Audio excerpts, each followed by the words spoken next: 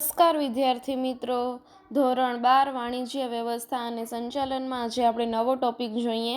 Capital market, મૂડી બજાર જોઈએ.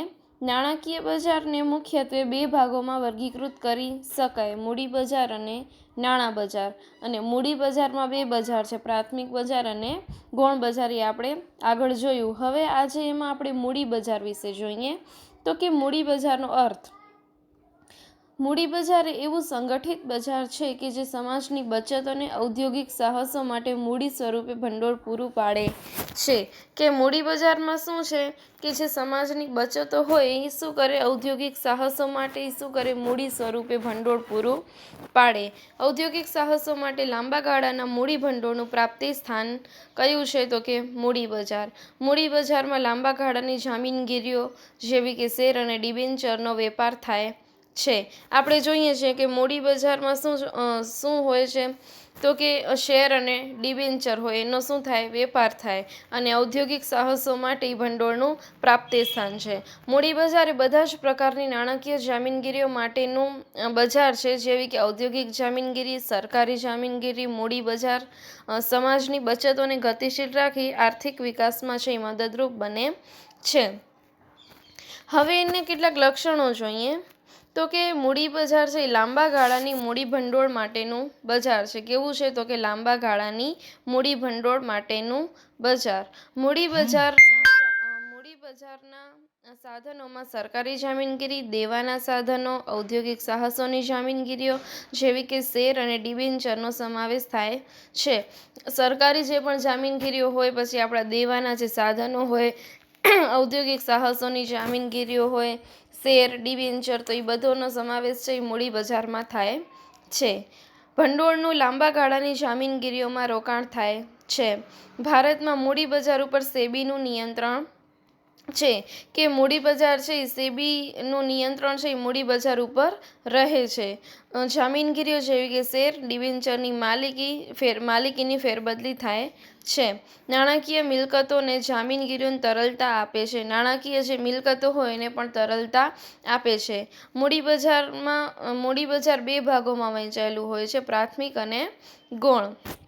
તો પહેલાં આપણે જોઈ લઈએ પ્રાથમિક મૂડી બજાર એટલે શું. તો કે બહાર પાડવામાં આવતી નવી જામીનગીરીઓનું બજાર છે. જે જામીનગીરીઓ નવી જે જામીનગીરીઓ બહાર પાડવામાં આવે તો એને કેવી કહેવાય? પ્રાથમિક મૂડી બજાર. આવી પ્રાથમિક મૂડી બજારને નવી જામીનગીરીઓનું ન્યૂ ઇશ્યુ માર્કેટ, નવી જામીનગીરીઓનું બજાર કહે છે. પ્રથમ વખત બહાર પાડવામાં આવતી નવી જામીનગીરીઓના વેચાણનું બજાર હોવાથી રોકાણકારો માત્ર નવી જામીનગીરીઓ જ ખરીદી શકે છે. મૂડી ભંડોળ ઊભું કરવા માટે નવી જામીનગીરીઓના વેચાણનું બજાર એટલે પ્રાથમિક મૂડી બજાર. હવે જે મૂડી ભંડોળ છે એ ઊભું કરવા માટે જે નવી જામીનગીરીઓના વેચાણનું જે બજાર છે એને શું કહેવાય? પ્રાથમિક મૂડી બજાર. ઇટ મીન્સ કે ન્યૂ ઇશ્યુ માર્કેટ. હવે એની લાક્ષણિકતા જોઈએ, પછી આપણે જોશું ગૌણ મૂડી બજાર. નવી જામીનગીરીઓ બહાર પાડવાનું બજાર એટલે પ્રાથમિક મૂડી બજાર. નવી જામીનગીરીઓનું વેચાણ થાય છે અને રોકાણકારો શું કરે? નવી જામીનગીરીઓ ખરીદી શકે છે. પ્રાથમિક બજારમાં અનેક મધ્યસ્થીઓ છે, જેવા કે બુક રનિંગ લીડ મેનેજર, ભરણાના રજિસ્ટ્રાર, શેર દલાલ વગેરે. શું હોય છે કે પ્રાથમિક બજાર હોય એમાં અનેક મધ્યસ્થીઓ હોય છે, જેવા કે બુક રનિંગ લીડ મેનેજર, ભરણાના રજિસ્ટ્રાર અને શેર દલાલ. નવી મૂડીનું ભરણું વિજ્ઞાપનપત્ર દ્વારા પ્રાથમિક મૂડી બજારમાં મૂકવામાં આવે છે. હવે નવી મૂડીનું જે ભરણું છે એ શું કરે? વિજ્ઞાપનપત્ર દ્વારા છે એ પ્રાથમિક મૂડી બજારમાં મૂકવામાં આવતું હોય છે. આ હતું આપણું પ્રાથમિક મૂડી બજાર, કેપિટલ માર્કેટ. હવે જોઈએ આપણે સેકન્ડરી માર્કેટ, ગૌણ બજાર. ભારતના સૌથી જૂના અને પ્રથમ શેર બજારની રચના 9 જુલાઈ 1875ના દિવસે the native share and stock brokers association તરીકે થઈ. હવે આનું ફૂલ ફોર્મ છે એ તમારે યાદ રાખવાનું છે, આની તારીખ અને આનું વરસ. કે જૂનું ગૌણ બજાર છે એ ક્યારે સ્ટાર્ટ કરવામાં આવ્યું હતું? તો કે 9 જુલાઈ 1855ના દિવસે તેની રચના થઈ હતી. કોના તરીકે? The native share and stock broker association દ્વારા થઈ હતી, જે આજે મુંબઈ શેર બજાર બોમ્બે સ્ટોક એક્સચેન્જ તરીકે ઓળખાય છે, અને 1894માં અમદાવાદ શેર બજાર શરૂ થયું. આ તારીખો છે તમારે યાદ રાખવાની છે. શેર બજાર એ એક એવી વ્યવસ્થા છે કે જે શેરદલાલો અને રોકાણકારોને શેર, ડિબેન્ચર અને અન્ય જામીનગીરીઓ ખરીદવા અને વેચવાની સુવિધા પૂરી પાડે છે. આપણે શેર માર્કેટમાં જોઈએ છીએ કે શું કરવાનું, આપણને શેર ખરીદવાના, અને જ્યારે શેરના ભાવ વધે તો એ ખરીદેલ શેર છે એ વેચી નાખવાના. એટલે શું થાય છે, શેરની લેવેચ થાય છે. નોંધાયેલ કંપનીઓની હયાત જામીનગીરીઓના વેપાર માટેનું સંગઠિત બજાર છે. જામીનગીરીઓના ખરીદ વેચાણ માટેની સુવિધા આપતી વ્યવસ્થા એટલે શેર બજાર. કે આપણને જામીનગીરીઓનું ખરીદ વેચાણ કરવું છે તો એની સુવિધા કોણ આપે છે? શેર માર્કેટ, શેર બજાર એ વ્યવસ્થા આપે છે. કે.એલ. ગર્ગના જણાવ્યા મુજબ શેરબજાર એટલે ઔદ્યોગિક અને નાણાકીય જામીનગીરીઓ જેવી કે કંપનીના શેર, ડિબેન્ચર, સરકારી જામીનગીરી, મ્યુનિસિપલ જામીનગીરી ખરીદવા અને વેચવા માટેનું સ્થળ એટલે કે શેર બજાર. હવે આપણે શેર બજારની ગૌણ બજારની લાક્ષણિકતા જોઈ લઈએ. તો એમાં પેલું છે નોંધાયેલી કોર્પોરેટ સંસ્થા.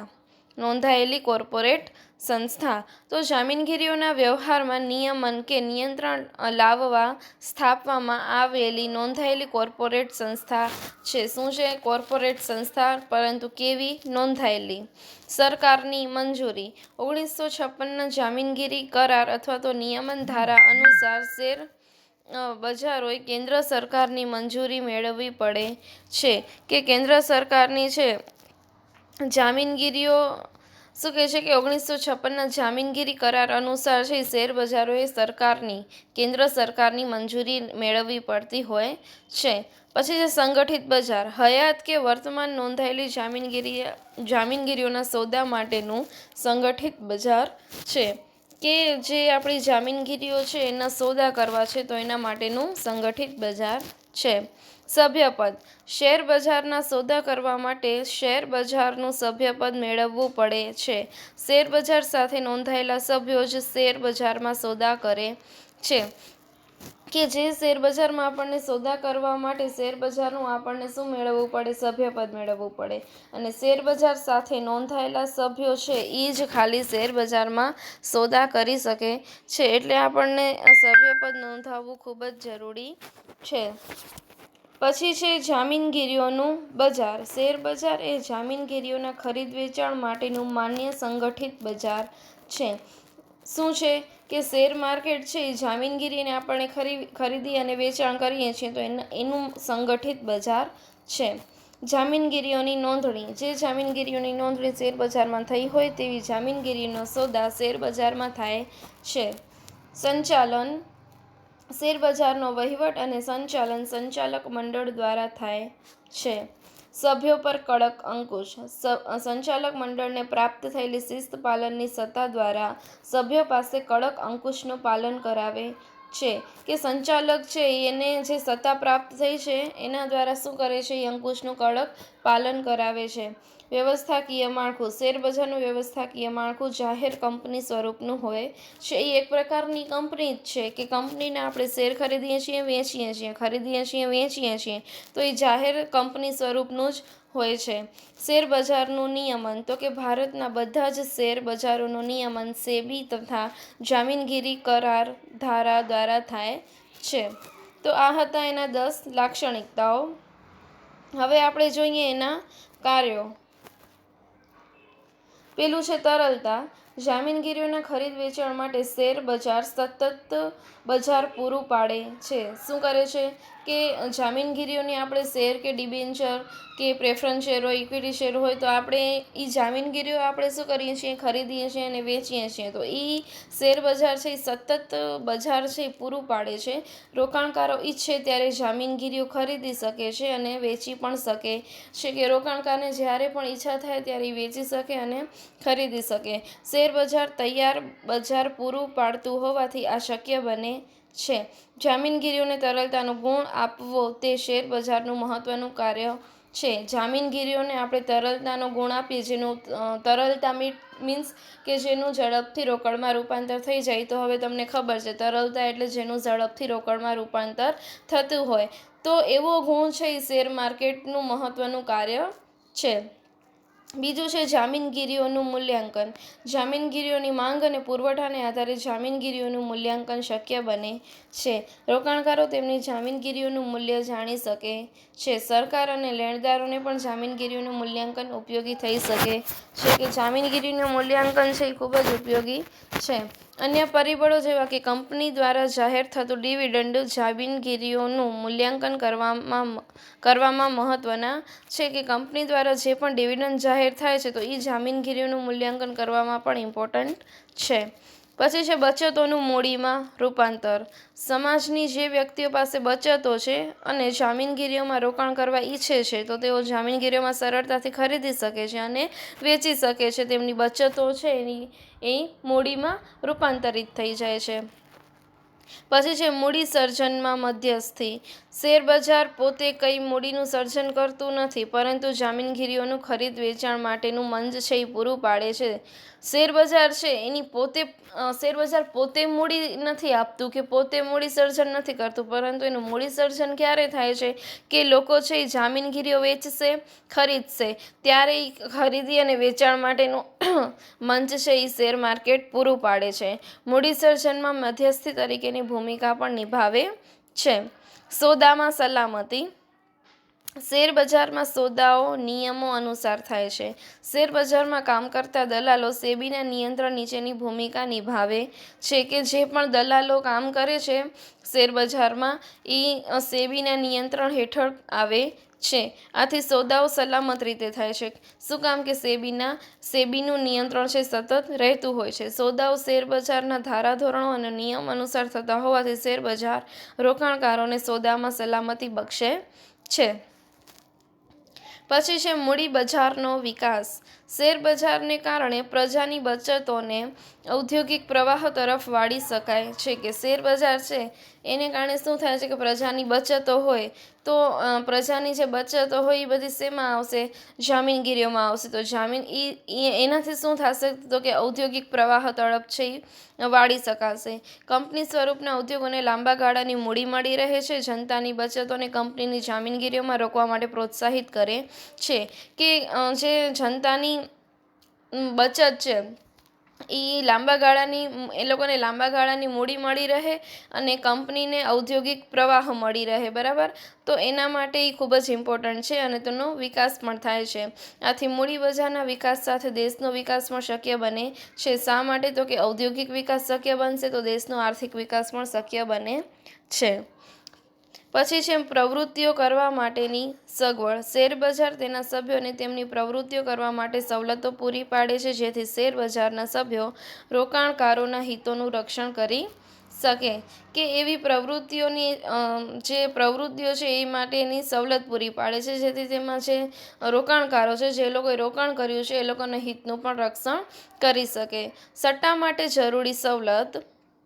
તંદુરસ્ત સટ્ટો શેરબજારને જીવંત રાખે છે. સટ્ટાના સોદા માટે કાયદાકીય માળખામાં રહીને જરૂરી સવલતો શેરબજાર છે પૂરું પાડતી હોય છે. માહિતી પૂરી પાડનાર. વિવિધ પક્ષકારોને ઉપયોગી થઈ પડે તે પ્રકારની માહિતી શેરબજાર છે પૂરી પાડે છે. દાખલા તરીકે જામીનગીરીઓની કિંમતમાં થતા ફેરફાર, જામીનગીરીઓના ખરીદ વેચાણનો પ્રવાહ વગેરે માહિતી રોકાણકારો, કંપનીઓ, સરકાર અને સેબીને ઉપયોગી થઈ પડતા હોય છે. આ બધી માહિતી સરકારની આર્થિક નીતિ, નાણાકીય નીતિ ઘડતરમાં ઉપયોગ થાય છે. હવે અહીંયા જોઈએ તો વિવિધ પક્ષકારોને છે એ માહિતી પૂરી પાડે છે. શેરબજાર છે એ વિવિધ પક્ષકારોને માહિતી પૂરી પાડે છે. દાખલા તરીકે જામીનગીરીઓમાં જે કિંમતમાં ફેરફાર થાય, જામીનગીરીને ખરીદ વેચાણનો પ્રવાહ છે એ રોકાણકારો તરફથી હોય, પછી કંપનીઓ હોય, સરકાર, સેબી બધાને છે એ માહિતી પૂરી પાડે છે. આ બધી માહિતી સરકારની આર્થિક નીતિ, નાણાકીય નીતિના ઘડતરના ઉપયોગમાં કામ આવે છે. આ ઉપરાંત કંપની અને રાષ્ટ્રની આર્થિક સ્થિતિ અને વિકાસ સૂચવે છે. દેશની આર્થિક પરિસ્થિતિ દર્શાવતો અરીસો છે. શેર માર્કેટ છે એ દેશની આર્થિક પરિસ્થિતિ દર્શાવતો અરીસો છે. આથી શેરબજારને દેશની આર્થિક પરિસ્થિતિ દર્શાવતી પારદર્શી પણ કહેવામાં આવે છે. પછી છે જામીનગીરીઓની નોંધણી. કંપની અને તેના જામીનગીરીઓના સોદા શેરબજારમાં થાય તેમ ઈચ્છતી હોય તો કંપની તેની જામીનગીરીઓની નોંધણી પણ શેરબજારમાં કરાવતી હોય છે. રોકાણકારને નોંધાયેલી જામીનગીરીઓમાં વધુ વિશ્વાસ હોય છે. હવે અહીંયા જોઈએ કે કોઈ પણ જામીનગીરીઓ હોય શેર માર્કેટમાં, તો શેર બજારમાં જામીનગીરીઓના સોદા થાય તેવું કંપની ઈચ્છતી હોય છે, અને કંપની જામીનગીરીની નોંધણી શેર બજારમાં કરાવે. અને રોકાણકાર હોય તો રોકાણકારોને નોંધાયેલી જામીનગીરીઓમાં વધુ છે એ વિશ્વાસ હોય છે. એટલે જામીનગીરી નોંધાયેલી હોય એ વધારે વિશ્વાસુ હોય છે. રોકાણકારોને માર્ગદર્શન.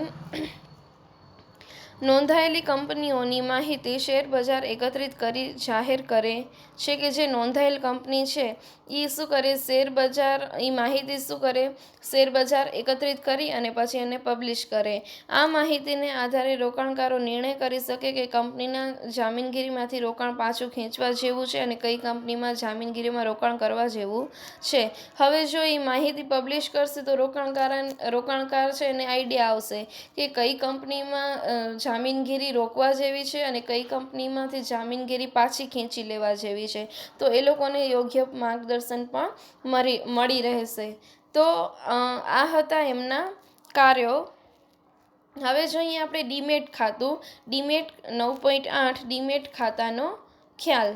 ભૂતકાળમાં કંપનીઓ શેરહોલ્ડર્સને ભૌતિક સ્વરૂપે જ શેર આપતી હતી. ફિઝિકલ શેર ઇટ મીન્સ કે ભૌતિક સ્વરૂપે જ શેરહોલ્ડરને કંપનીઓ છે એ શેરહોલ્ડરને ભૌતિક સ્વરૂપે શેર આપતી હતી. આ શેર કાગળ સ્વરૂપે હતા, જેને આપણે સામાન્ય ભાષામાં શેર સર્ટિફિકેટ કહીએ છીએ. જે ભૌતિક સ્વરૂપે હતા, કાગળ સ્વરૂપે હતા, એને આપણે શેર સર્ટિફિકેટ કહેતા. શેરની ફેરબદલી માટે ફેરબદલી ફોર્મ ભરવું પડતું અને તેની સાથે ભૌતિક શેર કંપનીને મોકલવા પડતા હતા. હવે જ્યારે પણ આપણને શેરની ફેરબદલી કરવી પડે ત્યારે એનું ફેરબદલી ફોર્મ હોય, ટ્રાન્સફર ફોર્મ હોય, એ આપણને ભરવું પડતું, અને ભૌતિક શેર હોય જે આપણા કાગળમાં હોય એ કંપનીને મોકલવા પડતા. આ બધી વિધિ લાંબી અને કંટાળાજનક હતી. તો ભૌતિક સ્વરૂપના શેરની તકલીફો નિવારવા માટે જામીનગીરીઓ જેવી કે શેર, ડિબેન્ચર, બોન્ડ, સરકારી જામીનગીરી, યુનિટ વગેરે ઇલેક્ટ્રોનિક સ્વરૂપે જાળવી રાખવામાં આવતી હોય છે. ડિપોઝિટરી સંસ્થાઓ આ ભૌતિક સ્વરૂપની જામીનગીરીઓને ઇલેક્ટ્રોનિક સ્વરૂપે છે એ જાળવી રાખે છે. કે હવે છે એ ભૌતિક સ્વરૂપે સાચવવા પડતા નથી, પરંતુ હવે છે ઇલેક્ટ્રોનિક સ્વરૂપે જાળવવામાં આવે છે. હવે ડિપોઝિટરી સંસ્થા છે એ આ ભૌતિક સ્વરૂપની જામીનગીરીઓને છે એ ઇલેક્ટ્રોનિક સ્વરૂપે જાળવી રાખે છે. હવે ડિમટીરિયલાઇઝેશન એટલે ભૌતિક સ્વરૂપની જામીનગીરીઓનું કમ્પ્યુટર દ્વારા ઇલેક્ટ્રોનિક ડેટામાં રૂપાંતર થાય. કે શું થાય કે આપણા જે ભૌતિક સ્વરૂપની જામીનગીરીઓ છે એનું શેમાં રૂપાંતર થઈ જાય, ઇલેક્ટ્રોનિક ડેટામાં. આ ડિમટીરિયલાઇઝેશન ટૂંકાક્ષરીમાં ડીમેટ તરીકે ઓળખવામાં આવે છે. એટલે ડીમેટનું લાંબુ નામ શું છે, ડિમટીરિયલાઇઝેશન. એને ટૂંકમાં ડીમેટ તરીકે ઓળખવામાં આવે છે. ડિપોઝિટરી ધારો 1996 અન્વયે રોકાણકારોને ભૌતિક સ્વરૂપે અથવા ડીમેટ સ્વરૂપે જામીનગીરીઓ ધારણ કરવાનો વિકલ્પ મળે છે. કે 1996થી ડિપોઝિટરીનો ધારો આવે છે કે કોઈ પણ રોકાણકાર છે એને ભૌતિક સ્વરૂપે શેર રાખવા છે કે ડીમેટ સ્વરૂપે શેર રાખવા છે, તો એ લોકોને ઓપ્શન મળી રહે છે.